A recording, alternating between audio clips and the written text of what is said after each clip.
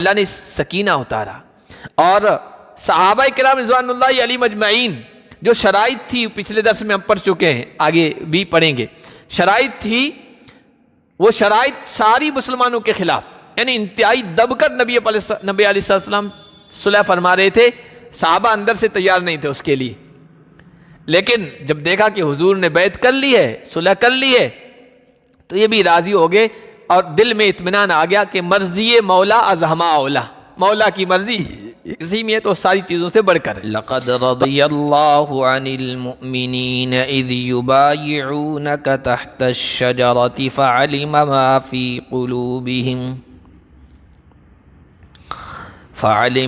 في قلوبهم فأنزل السكينة عليهم وأثابهم فتحا قريبا ومغانم كثيرة يأخذونها وكان الله عزيزا حكيما۔ آج کے درس کا آغاز ہم اللہ کے فضل و کرم سے سورہ فتح کی آیت نمبر 18 سے کر رہے ہیں۔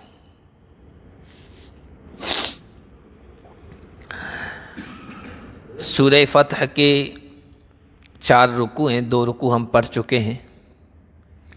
اس سے پہلے والا جو درس تھا اس میں کافروں اور منافقوں کا ذکر کیا گیا تھا، جو اس سفر میں نبی پاک صلی اللہ علیہ وسلم سے پیچھے رہ گئے تھے منافق لوگ، اور پھر طرح طرح کے بہانے کرنے لگ گئے تھے۔ اب یہ آخر کے 2 رکوع ہیں، اس میں اکثر مسلمانوں کا ذکر ہے، مؤمنین کا ذکر ہے۔ صلح حدیبیہ جو ہوئی تھی وہ اللہ کے نبی صلی اللہ علیہ وسلم نے جب صحابہ سے بیعت لی، اور صحابہ نے آپ کے ہاتھ پر بیعت کی، جان کی بازی لگا دینے کی، موت کی،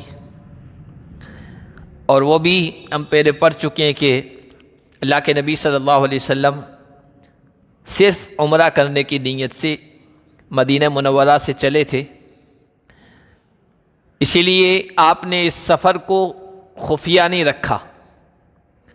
آپ کے جتنے بھی سفر ہوتے تھے آپ اس کو خفیہ رکھتے تھے، پوشیدہ رکھتے تھے، اور جانا ہوتا تھا مشرق کی طرف تو مغرب کا تذکرہ کرتے یا شمال جنوب کا، یعنی لوگوں سے پوچھتے کہ بھائی شمال کی طرف جانا ہے تو ادھر کون سا راستہ بہتر رہے گا، اس طرح پوچھتے، حالانکہ جانا ادھر نہیں ہوتا تھا، جانا کسی اور سائیڈ ہوتا تھا تاکہ بات مخفی رہے، پوشیدہ رہے اور دشمن کو پتہ نہ چلے۔ اسی کامیاب ٹیکنیک کی وجہ سے آپ صلی اللہ علیہ وسلم نے بہت سی جنگیں بغیر لڑائی اور جھگڑے کے فتح کی، اس میں جو ہے خون ریزی کم ہوتی ہے، دشمن پہلے سے تیار نہیں ہوتا ہے تو وہ ہتھیار ڈال دیتا ہے، اور زیادہ قتل، غارت گری، خون ریزی کی نوبت نہیں آتی تھی۔ لیکن یہ سفر جب آپ نے کیا نا تو اعلان فرما دیا، کوئی چیز مخفی و پوشیدہ نہیں رکھی، تو مکے والوں کو پتہ چل گیا، تو انہوں نے وہاں سے ٹھان لیا کہ ہم ان کو داخل نہیں ہونے دیں گے، مکے میں عمرہ نہیں کرنے دیں گے۔ حالانکہ اس سے پہلے بھی ذکر آیا اور اس درس میں بھی آئے گا، مکہ تو ایک پبلک پراپرٹی تھی، مشترک ایک جگہ تھی جہاں کوئی کسی کو نہیں روک سکتا تھا آنے کے لیے، عمرے کے لیے، حج کے لیے، لیکن کافروں نے اپنی ناک کا مسئلہ بنا لیا۔ تو خالد ابن ولید جو اس وقت مسلمان نہیں ہوئے تھے، ان کے ساتھ ایک دستہ فوجیوں کا جو عام راستہ تھا اس پر کھڑا کر دیا گیا تھا۔ حضور کو جب پتہ چلا کہ ادھر خالد ابن ولید کھڑے ہیں تو خامخواہ لڑائی کی نوبت آئے گی، آپ نے وہ عام راستہ چھوڑ کر دشوار گزار، بڑا گھاٹیوں والا پر خطر راستہ تھا، وہ طے کیا اور حدیبیہ میں آ کے ٹھہر گئے۔ وہاں پر پھر وہ صلح کی بات چلی۔ پہلے اللہ کے نبی صلی اللہ علیہ وسلم نے قبیلہ غالباً خزاعہ کا ایک آدمی تھا، اس کو بھیجا تھا بات چیت کے لیے، لیکن مکے کے لوگوں نے ان کا اونٹ ذبح کر دیا، مار دیا، اور ان کو بھی قتل کرنے کے ارادے سے آگے بڑھے، لیکن کچھ سمجھدار لوگ بیچ میں آگے ان کو روک دیا۔ یہ واپس آئے اور انہوں نے پورا واقعہ سنایا. نبی پاک صلی اللہ علیہ وسلم اور صحابہ کو غصہ تو آیا ہی تھا، لیکن حضور صلی اللہ علیہ وسلم نے حضرت عمر کو بھیجنا چاہا تو حضرت عمر نے کہا میری رائے ہے کہ عثمان کو بھیج دو، اس لیے کہ مکے میں اس وقت قریش کا جو قبیلہ ہے بنو امیہ اس کی سرداری ہے اور عثمان بھی بنو امیہ سے. چنانچہ حضرت عثمان بھیجے گئے، بات چیت ہوئی اور اس میں تاخیر ہو گئی، دیر ہو گئی. ان لوگوں نے شاید کسی وجہ سے حضرت عثمان کو روک لیا. ادھر افواہ یہ پھیلی کہ حضرت عثمان شہید کر دیے گئے. اب مسلمانوں کا خون جوش مارنے لگا. اللہ کے نبی صلی اللہ علیہ وسلم نے کیکر کے ایک درخت کے نیچے صحابہ کو بولا آؤ بیعت کرو. یہ بیعت موت کی بیعت تھی، مریں گے یا ماریں گے، خون کی بازی لگا دیں گے، خون بہا دیں گے، جان کی بازی لگا دیں گے اور مشرکوں سے بدلہ لیں گے. یہ جو بیعت ہوئی اس بیعت کو بیعت رضوان کہتے ہیں.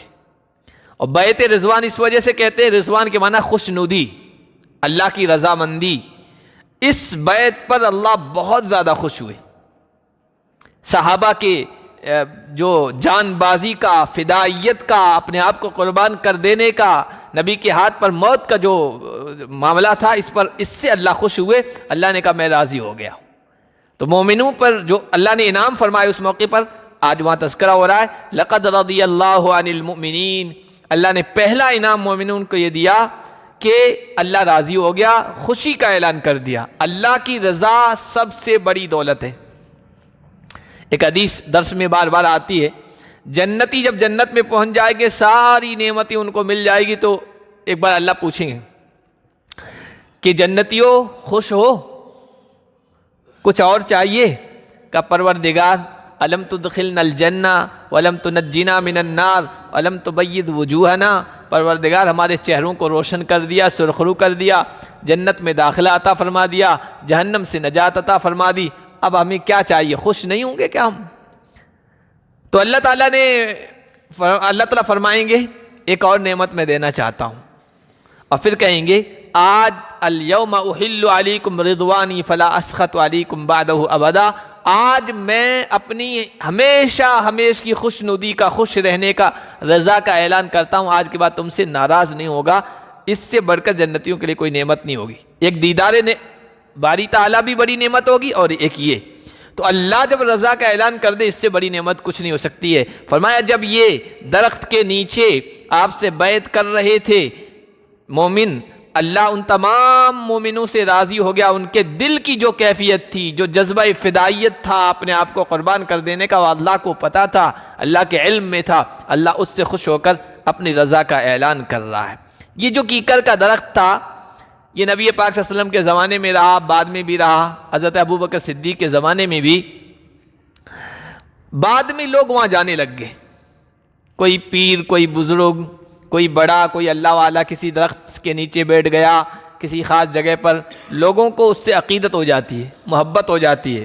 تو عقیدت و محبت ایک حد تک اپنی جگہ ٹھیک ہے، کیونکہ بزرگان دین، اولیاء کرام، انبیاء کسی جگہ رہے ہیں، وہاں کوئی عبادت کی ہے، وہاں کوئی خاص معاملہ، اس کی برکتیں ہوتی ہیں اپنی جگہ. لیکن آہستہ آہستہ لوگ غلو کرنے لگ جاتے ہیں، بدعات کا دروازہ وہاں کھل جاتا ہے، شرک تک پہنچ جاتے ہیں، یہ ہوتا ہے. تو اس درخت کے ساتھ بھی لوگوں کا یہ معاملہ ہو گیا تھا. لوگ آہستہ آہستہ آنے لگے، پھر بھیڑ ہو گئی. آپ دیکھیں آس پاس علاقوں میں ایسی بہت ساری جگہیں ہیں، کوئی اللہ والا گزرا تھا اور وہاں پر کوئی مسواک کیا تھا اور مسواک گاڑ دیا تھا، وہاں چھوٹ گیا تھا، یا وہاں کوئی پیڑ کا درخت اللہ والوں نے لگا دیا تھا، مشہور ہو گیا. آج وہ بدعت کا گڑھ ہے. پیر کی جال مشہور ہے، جال تھی پیر کے یہاں سانچور میں، بہت بھیڑ لگتی ہے. وہ پیر صاحب کہیں گزرے ہوں گے یا مسواک وہاں رکھ دیا ہوگا. ایسے کئی علاقے ہیں. تو یہ دروازہ ہوتا شرک کی طرف جانے کا. تو حضرت عمر ابن خطاب کے زمانے میں جب انہوں نے دیکھا، حضرت عمر تو بہت اس معاملے میں غیرت مند تھے. حضرت عمر رضی اللہ تعالیٰ عنہ کا معاملہ یہ تھا، بیت اللہ کا طواف کر رہے ہیں، طواف کرتے کرتے حجر اسود کے سامنے آئے، اور حجر اسود کے سامنے آئے تو لوگ اس کو چومتے ہیں. اس کے لیے کتنے رش میں بھی اپنی جان خطرے میں ڈال کر وہاں تک پہنچنے کی کوشش کرتے ہیں. عقیدت ہے، احترام ہے، محبت ہے، حجر اسود کی فضیلت ہے، عظمت ہے اپنی جگہ. لیکن نئے لوگ، حضرت عمر کی خلافت کا زمانہ فتوحات کا زمانہ تھا، نئے لوگ اسلام میں داخل ہو رہے تھے، ان کو عقیدہ توحید کے بارے میں زیادہ پتہ نہیں تھا. ایک عام بندہ جو ہے نا وہ یہی کہے گا. آج مشرک لوگ کیا کہتے ہیں کہ ہمارے یہاں شیو جی ہیں, تم بھی تو شیو جی کو کہہ رہے ہو. وہ حجر اسود کو شیو جی مانتے ہیں, وہ کالا کالا لگتا ہے, وہ کہتے ہیں تم بھی اس کی پوجا کر رہے ہو یا اس کو چھو رہے ہو. تو نئے نئے لوگ مسلمان ہوتے ہیں نا, ان کا عقیدہ پختہ نہیں تھا. آئے, لوگوں کی بھیڑ تھی حجر اسود کے سامنے, اور کہا وہ جملے جو منقول ہوئے تاریخ میں, یا حجر, اے پتھر, حجر اسود, میں جانتا ہوں کہ تو ایک پتھر ہے, لا تضر ولا تنفع, تیرے ہاتھ میں نہ نقصان ہے نہ نفع ہے, کہ جو تجھے کوئی چھو لے گا وہ نقصان سے بچ جائے گا یا کوئی اس کو نفع ہو جائے گا, نہیں ہے. وَلَوْلَا أَنِّي رَأَيْتُ رَسُولَ اللَّهِ صلی اللہ علیہ وسلم قَبَّلَكَ مَا قَبَّلْتُكَ, اگر میں نے حضور علیہ السلام کو تجھے بوسہ دیتے ہوئے نہ دیکھا ہوتا میں تجھے کبھی بوسہ نہیں دیتا. لیکن حضور کی سنت ہے, حضور کا طریقہ ہے, اس لیے حاجی لوگ, عمرہ کرنے والے اس کو بوسہ دیتے ہیں. اور ایسا نہیں کہ پتھر میں کوئی چیز آ گئی ہے نافعیت کی یا ضرر نقصان پہنچانے کی, نہیں. تو اس کیکر کے درخت کے پاس جب بھیڑ زیادہ ہونے لگی اور یہ بھی دیکھا حضرت عمر نے کہ لوگ جا رہے ہیں اور وہاں پر نفل پڑھ رہے ہیں اور اس طرح کی چیزیں ہو رہی ہے, تو کٹوا دیا تھا, درخت ہی کٹوا دیا تاکہ آگے چل کر یہ شرک کا سبب نہ بنے اور بہت ساری گمراہیوں کا سبب نہ بنے. فَأَنزَلَ السَّكِينَةَ عَلَيْهِمْ وَأَثَابَهُمْ فَتْحًا قَرِيبًا. ایک اللہ تعالیٰ نے یہ انعام فرمایا, اللہ نے رضامندی کا اعلان کر دیا, اور دوسرا انعام اللہ نے ان پر سکینت اتاری. سکینہ کا مطلب اطمینان, خوف, ڈر, فکر سارا دلوں سے نکال دیا. حالانکہ معاملہ ایسا تھا کہ صحابہ اپنے وطن سے دور ہو کر یہاں آئے, 1400 صحابہ تھے, 1500, اور یہاں مکے والے اپنے وطن میں ہیں اور لڑائی کے موڈ میں ہیں. اور مسلمانوں کا معاملہ ایسا تھا کہ ہاتھی کے پیر کے نیچے چیونٹی, لیکن ان کے اندر بھی وہ جذبہ آ گیا. اور نبی علیہ السلام کے ہاتھ پر جب موت کی بیعت کر لی نا, پھر تو اندر سے ایسی جواں مردی, بہادری کا جذبہ کہ موت کا خوف ہی نکل گیا. اور جب موت کا خوف کسی انسان کے دل سے نکل جاتا ہے تو ایک آدمی 100 پر بھاری ہو جاتا ہے, اور یہاں تو 1400 لوگ موت کی بیعت کر رہے ہیں. تو اطمینان ہو گیا اندر سے, مشرک کافر ہمارا کچھ نہیں بگاڑ سکتے, اور کافروں کے دلوں میں رعب پڑ گیا. انہوں نے کہا 313 تھے اور کیا حال کر دیا تھا, اب 1400 ہیں اور موت پر بیعت کر لیے. پھر انہوں نے وہ صلح کے لیے تیار ہوئے, تو اللہ نے سکینہ اتارا. اور صحابہ کرام رضوان اللہ علیہ مجمعین, جو شرائط تھی پچھلے درس میں ہم پڑھ چکے ہیں, آگے بھی پڑھیں گے, شرائط تھی, وہ شرائط ساری مسلمانوں کے خلاف, یعنی انتہائی دب کر نبی علیہ السلام صلح فرما رہے تھے. صحابہ اندر سے تیار نہیں تھے اس کے لیے, لیکن جب دیکھا کہ حضور نے بیعت کر لی ہے, صلح کر لی ہے, تو یہ بھی راضی ہو گئے, اور دل میں اطمینان آ گیا کہ مرضی مولا از ہما اولا, مولا کی مرضی اسی میں ہے تو ساری چیزوں سے بڑھ کر ہے. تو اللہ نے سکونت اتارا. وَأَثَابَهُمْ فَتْحًا قَرِيبًا. تیسرا انعام یہ فرمایا, اس صلح کے نتیجے میں اللہ نے قریبی فتح سے بدلہ عطا فرمایا. اس صلح میں یہ جنگ کا ماحول بن رہا تھا, لیکن صلح ہو گئی, تو اس میں کوئی خاص فائدہ دنیا کے اعتبار سے غنیمت کا نہیں ہوا. اللہ نے کہا قریبی ہم فتح دیں گے, اور وہ قریبی فتح خیبر کی فتح تھی. اور خیبر کی فتح میں بہت کچھ مسلمانوں کو ملا, اتنا ملا کہ مسلمانوں کے پاس رہنے سہنے کا خاص کوئی چیز تھی نہیں, کھانے پینے کی آسودہ حال ہو گئے, خوشحال ہو گئے تھے. حضرت عائشہ صدیقہ فرماتی ہیں کہ ہم نے غزوہ خیبر کے بعد, خیبر فتح ہونے کے بعد شکم سیر ہو کر کھجوروں سے پیٹ بھرا, شکم سیر ہوئے ہم, اس سے پہلے کبھی پیٹ نہیں بھرا تھا ہمارا. وَمَغَانِمَ كَثِيرَةً يَأْخُذُونَهَا, اور بہت ساری اور بھی مال غنیمت جس کو یہ لیں گے ایمان والے, اللہ اس کی خوشخبری سنا رہے ہیں, اور بھی بہت کچھ ملے گا خیبر کے علاوہ. خیبر ہی میں باغات تھے, کھیتی کی زمینیں تھی, قلعے تھے, اور بہت کچھ تھا جو مسلمانوں کے قبضے میں آیا. وَكَانَ اللَّهُ عَزِيزًا حَكِيمًا, اللہ بڑا زبردست ہے. اللہ چاہتا اپنی قوت اور طاقت دکھاتا اور یہ صلح ہونے ہی نہیں دیتا, کافروں کا صفایا کر دیتا, لیکن صلح کے ذریعے سے بھی اللہ تعالیٰ نے مسلمانوں کو ترقی عطا فرمائی, مسلمانوں کو بہت کچھ دیا.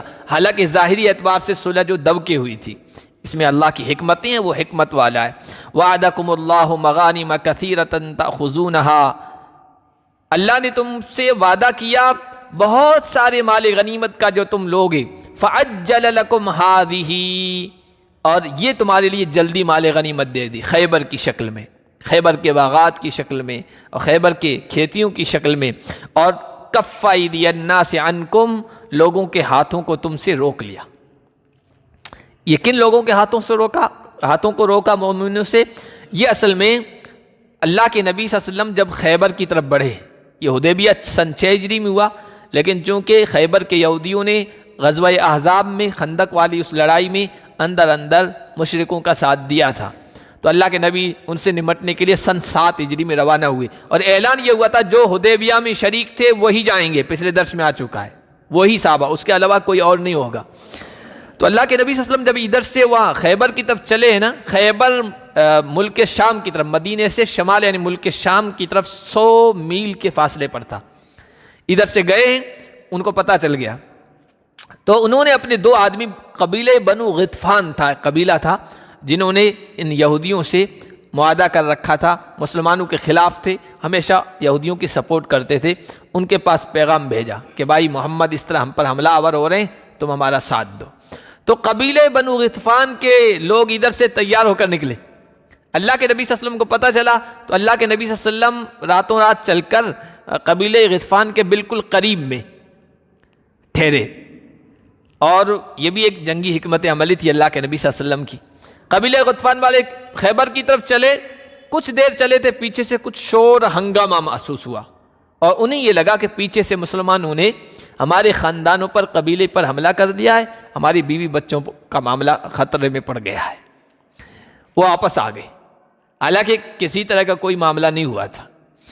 یہ ادھر آ گئے اور خیبر کی طرف نہیں بڑھ سکے، یہودیوں کی مدد کے لیے وہ نہیں جا سکے۔ اللہ تعالیٰ نے اسی طرف اشارہ کیا کہ لوگوں کے ہاتھوں کو تم سے روک دیا، کوئی جان کا، مال کا، عزت آبرو کا نقصان نہیں ہوا، اور یہ اللہ نے ایک نشانی کے طور پر تمہارے سامنے رکھا، لِتَكُونَ آیَةً لِّلْمُؤْمِنِينَ، تاکہ ایمان والوں کے لیے نشانی ہو کہ جس طرح خیبر اس طرح فتح ہو گیا ہے، دشمنوں کے بنو غطفان کے ہاتھوں کو روک لیا ہے، اللہ تعالیٰ آگے یہ نشانی ہے کہ آگے مکہ بھی فتح فرمائے گا، اور اس میں بھی کوئی خون وغیرہ کا نقصان نہیں ہوگا، جان کا نقصان نہیں ہوگا۔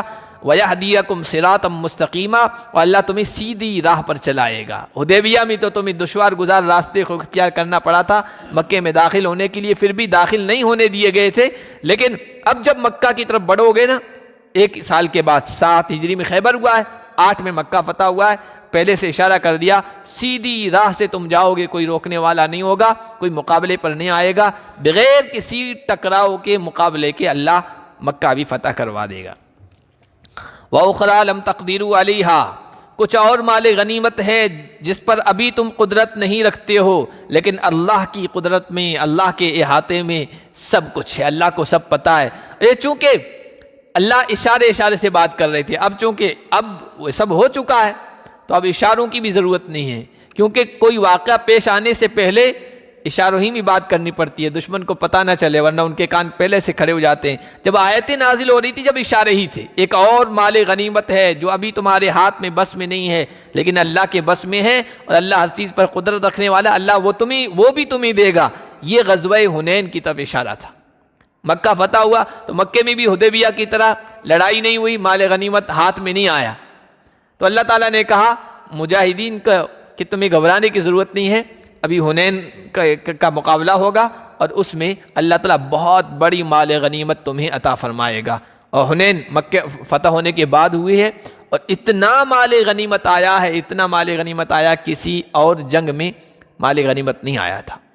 سینکڑوں اونٹ تھے، گھوڑے تھے، سونا چاندی، غلام باندیاں، اور پتہ نہیں کیا کیا اس جنگ میں مسلمانوں کو ملا تھا، تو اللہ تعالیٰ نے اس کی طرف بھی اشارہ کر دیا۔ اور واپس صلح حدیبیہ کی طرف آئے کہ وَلَوْ قَاتَلَكُمُ الَّذِينَ كَفَرُوا لَوَلَّوُا الْأَدْبَارَ، اللہ تعالیٰ کے فیصلے میں یہ طے تھا کہ صلح ہونی، اور صلح بھی مسلمان دب کے کر رہے، لیکن اے مسلمانوں، اگر یہ کافر لوگ تم سے لڑتے، اس سفر میں اگر لڑائی کی نوبت آتی تو دم دبا کر وہ بھاگتے، لولوا الادبار، پیٹ دکھا کر دم دبا کر وہ بھاگتے، اور پھر اپنے لیے وہ کوئی مددگار، کوئی حمایتی نہیں پاتے، کوئی ان کی مدد کے لیے نہیں آتا۔ اللہ تعالیٰ مسلمانوں کو اس میں بھی فتح عطا فرماتے، اس لیے کہ مسلمانوں نے، صحابہ نے حضور کے ہاتھ پر جس انداز سے بیعت کی تھی نا، جس جذبے کے ساتھ، جس جنون کے ساتھ، جس فدائیت کے اپنے آپ کو قربان کر دینے کے جذبے کے ساتھ، اس کی وجہ سے دشمنوں پر رعب طاری ہو ہی گیا تھا، اور ٹکراؤ ہوتا تو پھر اللہ تعالیٰ غالب کرتے۔ سنت اللہ التی قد خلت من قبل، یہ اللہ کی سنت ہے، اللہ کا طریقہ ہے، اللہ کا قانون ہے جو اس سے پہلے بھی گزر چکا۔ وَلَن تَجِدَ لِسُنَّتِ اللَّهِ تَبْدِيلًا، اللہ کے طریقے و قانون میں کوئی چینجنگ، کوئی تبدیلی نہیں ہوتی ہے۔ مومنوں کو آخر کار اللہ تعالیٰ غلبہ عطا فرماتے ہیں۔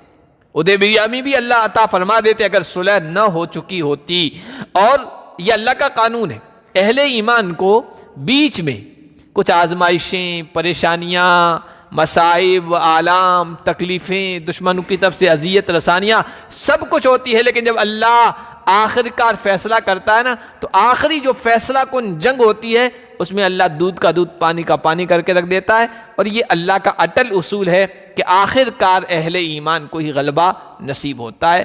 اب دیکھ لیجئے پوری تاریخوں میں دیکھ لیجئے، آزمائشیں آئیں، مصیبتیں آئی، پریشانیاں آئی، آج کی تاریخ میں بھی دیکھ لیجئے، جہاں جہاں غیروں نے حملے کیے، دشمن طاقتوں نے، آخر کار انہیں بھاگنا پڑا۔ فیصلہ کن جنگ وہ ہوتی ہے جس میں دنیا یہ کہتی ہے کہ بھائی چاہے 20 سال 22 سال انہوں نے ظلم کیا ہو اور سارا کچھ ختم کر دیا ہو، لیکن آخرکار ان کو جو رزلٹ چاہیے تھا وہ ان کو نہیں ملا، اور وہ راتوں رات بھاگے ہیں۔ تو یہ اللہ کا اٹل قانون ہے۔ اہل ایمان کو اللہ تعالیٰ ہمیشہ آخر میں جا کر کامیابی عطا فرماتے ہیں۔ وَهُوَ الَّذِي كَفَّ أَيْدِيَهُمْ عَنْكُمْ وَأَيْدِيَكُمْ عَنْهُمْ بِبَطْنِ مَكَّةَ مِنْ بَعْدِ أَنْ أَظْفَرَكُمْ عَلَيْهِمْ وَكَانَ اللَّهُ بِمَا تَعْمَلُونَ بَصِيرًا، اللہ ہی نے تمہارے ہاتھوں کو ان سے اور ان کے ہاتھوں کو تم سے مکہ کی وادی میں، مکہ کے قریب میں روکا، اس کے بعد کہ تمہیں ان پر غالب کر دیا تھا، اور اللہ سب کچھ دیکھنے والا تھا۔ جب صلح ہو چکی تو اصل میں یہ صلح قریش کے بڑے بڑے، مکہ کے بڑے بڑے لوگ کر رہے تھے۔ جو جوان تھے نا، نیا خون تھا، وہ جوش میں تھے، وہ صلح کرنے کے لیے تیار نہیں تھے۔ اب جب صلح ہو گئی، طے ہو چکا، نوجوانوں کے گلے نہیں اتر رہے تھے۔ قریش کے 50 نوجوان رات کو چپکے سے تنعیم، جہاں آج مسجد عائشہ ہے، اسی جگہ کا نام تنعیم ہے، وہاں سے اللہ کے نبی قریب میں ٹھہرے ہوئے تھے، وہاں سے وادی سے نیچے اترے اور اچانک مسلمانوں کے خیمے میں دھاوا بول دیا، حملہ کرنا چاہا۔ مقصد ان کا یہ تھا کہ اس طرح آپس میں غلط فہمی پیدا ہوگی اور پھر یہ صلح نہیں ہو پائے گی، کیونکہ ہم نے حملہ کیا ہے، ادھر سے مسلمان ہی کریں گے، ہمارے نوجوانوں کو ختم کریں گے تو صلح نہیں ہو پائے گی، یہ ان کا ارادہ تھا۔ لیکن رات کو جو چوکیداری پر مسلمان صحابی متعین کیے گئے تھے، محمد ابن مسلمہ ان کا نام بتایا گیا، انہوں نے سب کو قید کر لیا، پکڑ لیا اور اللہ کے نبی کی خدمت میں حاضر کر دیا۔ اللہ کے نبی صلی اللہ علیہ وسلم نے چونکہ صلح ہی کرنی تھی اور تقریباً تمام معاملات طے ہو چکے تھے، اس لیے ان کو ایسے ہی رہا کر دیا، جاؤ من بعد ان اظفرکم علیہم، اس کے بعد کہ اللہ نے ان پر تمہیں کامیابی دے دی تھی، قابو دے دیا تھا، لیکن دونوں کی طرف سے ہاتھ رکے رہے، کوئی خون ریزی نہیں ہوئی، اور اللہ سب دیکھ رہا تھا تمہاری صلح کے شرائط پر پورے اترنے کو اور ان کی طرف سے صلح کے معاملے کو بالکل بگاڑنے کو، اور اللہ اسی اعتبار سے انجام اور رزلٹ عطا فرماتا ہے۔ ہم الذین کفروا وصدوکم عن المسجد الحرام، یہ نوجوان تو لڑائی پر آمدہ تھے ہی مکہ کے، لیکن ان کے بڑوں نے بھی لڑائی کا ماحول تیار کرنے میں کوئی کسر باقی نہیں رکھی تھی۔ کیوں؟ سب سے پہلے انہوں نے حق کو ٹھکرایا، دین اسلام کو ٹھکرایا، سچے پیغام کو ٹھکرایا، اور کسی طور پر ماننے کے لیے تیار نہیں تھے۔ اور جب اس طرح آدمی ضد پر اتر آتا ہے تو پھر اس کا راستہ تو جہادی کا ہے، اس کے بغیر پھر وہ جو مشہور ہے کہ لاتوں کے جو ہے باتوں سے نہیں مانتے، تو وہ معاملہ تھا۔ ان کے بڑوں نے پورا جنگ کا ماحول تیار کر رکھا تھا، پہلی اس کی وجہ تھی کہ پیغام حق کو ٹھکرایا۔ دوسرا، مسجد حرام جہاں سے کوئی کسی کو نہیں روکتا تھا، یعنی قبیلے آپس میں لڑنے والے، ایک دوسرے کے خون کے پیاسے، یہاں تک کہ باپ کا قاتل بھی اگر وہاں آ جاتا تھا تو کوئی آنکھ اٹھا کر دیکھتا نہیں تھا۔ یہ معاملہ تھا. لیکن صدوکم عن المسجد الحرام، انہوں نے مسجد حرام سے تم کو روکا، جو عام جگہ تھی جہاں کوئی کسی کو نہیں روکتا ہے. یہ بھی لڑائی کا ماحول ان کے بڑوں نے بھی تیار کر رکھا تھا. والہدی معکوفا ان یبلغ محلہ، قربانی کے جانور یا بیت اللہ کی نظر کیے ہوئے جو جانور ہوتے ہیں کہ حرم میں جا کے ان کو ذبح کیا جائے گا، وہ بھی مسلمان ساتھ میں لے کے گئے تھے اور وہ یہاں روک دیے گئے حدیبیہ میں. حالانکہ قربانی کے جانوروں کے ساتھ کوئی یہ معاملہ نہیں کرتا ہے، بیت اللہ میں پہنچنے تک کوئی رکاوٹ نہیں ڈالتا ہے. انہوں نے یہ بھی کیا کر رکھا تھا. وَلَوْلَا رِجَالٌ مُؤْمِنُونَ وَنِسَاءٌ مُؤْمِنَاتٌ لَمْ تَعْلَمُوهُمْ أَن تَطَئُوهُمْ. ایک اور بات تھی کہ اللہ نے لڑائی نہیں ہونے دی کہ کچھ مومن مرد تھے، کچھ مومن عورتیں تھیں جن کے بارے میں تمہیں پتہ نہیں تھا، جو ابھی اپنے اسلام کو چھپا کے رکھے ہوئے تھے، ایمان کو چھپا کے رکھے ہوئے تھے، مکے میں رہتے تھے. لیکن مکے میں چونکہ غیروں کا غلبہ تھا تو ظاہر نہیں کرتے تھے. اگر مسلمان لڑ لیتے اس موقع پر مقابلہ کرتے تو بہت سارے مسلمان بھی مسلمانوں کے ہاتھوں سے مارے جاتے. وہ مکے میں رہ رہے تھے اور اپنے اسلام کا اظہار کفر کے غلبے کی وجہ سے نہیں کر پائے تھے. لم تعلموہم ان تطؤوہم، جن کے بارے میں تمہیں علم نہیں تھا، کہیں تم ان کو روند نہ ڈالو. فتصیبکم منہم معرۃ بغیر علم، اور ان کی طرف سے تمہیں بغیر جانکاری کے، بغیر علم کے پریشانی کا سامنا کرنا پڑتا، پریشانی پہنچتی. اس وجہ سے اللہ تعالیٰ نے جنگ کا ماحول نہیں بننے دیا، صلح کا ماحول بنایا. لیدخل اللہ فی رحمتہ من یشاء، تاکہ اللہ تعالیٰ جس کو بھی چاہے اپنی رحمت میں داخل کر دے. ایک تو یہ مقصد تھا کہ ایمان والے جو چھپے ہوئے ان کی جان کی بھی حفاظت ہو جائے. دوسرا یہ بھی مقصد تھا ابھی جو کافر ہیں، ابھی جو مشرک ہیں، ابھی جو مقابلے پہ آ رہے ہیں، اللہ کے علم میں تھا آگے جا کر دین اسلام میں داخل ہوں گے اور بڑی خدمات انجام دیں گے. یہاں لڑائی کا ماحول بن جاتا، وہ ختم کر دیے جاتے تو آگے وہ کیسے اللہ کی رحمت میں داخل کیے جاتے. اس لیے اللہ نے یہ لڑائی نہیں ہونے دی. لو تزیلوا لعذبنا الذین کفروا منہم عذابا علیما، اگر مکے میں رہنے والے وہ مسلمان جو اپنے ایمان کو چھپائے ہوئے تھے، کمزور تھے، والمستضعفین من الرجال والنساء والولدان الذین یقولون ربنا اخرجنا من هذه القریۃ الظالم اہلھا، کمزور مومن مرد اور عورتیں اور بچے جو مکے میں ظلم و ستم جن پر ڈھایا جا رہا تھا، جو دعا کرتے تھے اللہ اس ظالم بستی سے ہم کو نکال دے، نجات دے دے، چھپے ہوئے تھے اندر. اگر وہ نہ ہوتے یا ان کا معاملہ بالکل الگ تھلگ ہو جاتا، رلے ملے نہ ہوتے، وہ بالکل الگ تھلگ ہوتے، ان کی آبادی الگ تھلگ ہوتی، تو پھر تم دیکھتے اللہ ان کو کتنا دردناک عذاب میں مبتلا کرتا، یعنی لڑائی کرواتا اور صحابہ کے ہاتھوں ان کا سارا غرور خاک میں ملا دیتا. لیکن اللہ کی حکمتیں تھیں، مصلحتیں تھیں. اذ جعل الذین کفروا فی قلوبہم الحمیہ حمیۃ الجاہلیہ، جب کافروں نے اپنے دلوں میں جاہلی اکڑ پیدا کی، جاہلی حمیت تعصب والی. یہ جاہلی اکڑ کیا تھی کہ جب صلح کی شرائط طے ہو گئی اور وہ ساری مسلمانوں کے خلاف تھی، پھر بھی مسلمانوں نے دب کے صلح کر لی. اور جب صلح لکھنے کی نوبت آئی نا تو اللہ کے نبی صلی اللہ علیہ وسلم خود لکھنا نہیں جانتے تھے، تو لکھنے والے کاتب کو بلایا، حضرت علی تھے. حضور نے کہا لکھو من محمد رسول اللہ، پہلے لکھا بسم اللہ الرحمن الرحیم، پھر کہا من محمد رسول اللہ، اللہ کے نام سے جو رحمان رحیم ہے، محمد اللہ کے رسول کی طرف سے صلح نامہ ہے کفار قریش کے ساتھ. تو وہ سہیل بن عامر تھا، وہ کہنے لگا یہ بسم اللہ مت لکھو، یہ رحمان کون ہے رحیم کون ہے ہم نہیں جانتے ہیں، یہ رحمان رحیم کا نام ہٹا دو. تو تھوڑی لے دے ہوئی، لیکن پھر حضور نے کہا چلو ہٹا دو. کہا پہلے جس طرح لکھتے تھے بسمک اللہم بس اتنا ہی لکھو. اللہ کو وہ بھی مانتے تھے لیکن رحمان رحیم کے ماننے کے لیے تیار نہیں. وہ ضد ہوتی ہے بھائی، جو اللہ ہے وہی رحمان اور رحیم ہے، اس میں کیا فرق ہے. لیکن وہی جاہلی اکڑ نہیں، ہم بعض جاہل اکڑ جاتے ہیں، یہ نہیں ہونا چاہیے، حالانکہ اس سے کوئی فرق نہیں پڑتا ہے، اکڑ گئی. پھر محمد رسول اللہ، تو کہا کہ نہیں، ہم آپ کو رسول ماننے کے لیے تیار ہی نہیں ہے، جبھی تو یہ لڑائی ہو رہی ہے، یہ صلح ہو رہی ہے، رسول اللہ ہٹا دو. اس کے لیے بھی پہلے لے دے ہوئی، تیار نہیں ہوئے، لیکن حضور نے کہا چلو ہٹا دو. حضرت علی تیار نہیں تھے مٹانے کے لیے، میں اپنے ہاتھ سے نہیں مٹا سکتا. حضور نے کہا کہاں لکھا ہوا ہے، یہاں رکھا ہے. حضور نے مٹا دیا اس کو، کہا کہ محمد بن عبداللہ لکھو، محمد رسول اللہ نے. یہ جاہلی اکڑ تھی. اور بھی کچھ باتیں تھیں،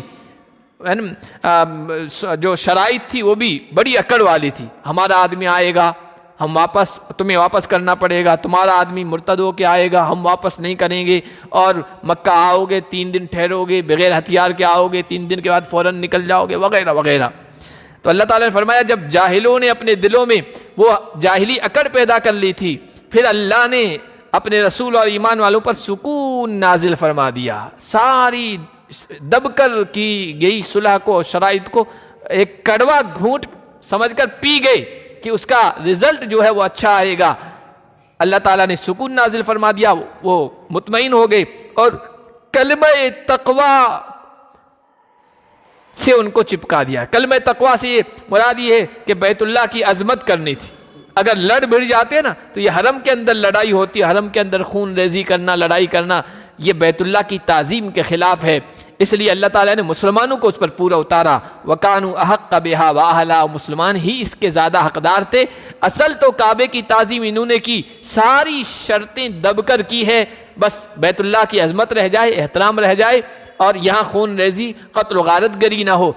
مکہ والے تو بیت اللہ کی تعظیم کر، وہ تو صرف دعوے دار تھے کہ ہم بیت اللہ کے متولی ہیں اور ہم تعظیم کر رہے ہیں، صرف الفاظ تھے زبان پر، اصل تعظیم ان کے دلوں میں نہیں تھی، ہوتی تو ان کو عمرہ کرنے دیتے، جس سفر مقدس کے لیے آئے تھے اس میں رکاوٹ نہ بنتے، لیکن یہ صحابہ اس پر پورے اترے، اور اللہ کو ہر چیز کے بارے میں علم تھا کہ آگے اس صلح کا کتنا بہترین رزلٹ اور انجام نکلنے والا ہے۔ وہ انشاءاللہ اگلے درس میں اشارتاً اس کو بیان کیا گیا ہے جو ہم پڑھیں گے۔ اللہ پاک ہم سب کو قرآن کی ہدایات کے مطابق اپنی زندگی بسر کرنے کی توفیق عطا فرمائے۔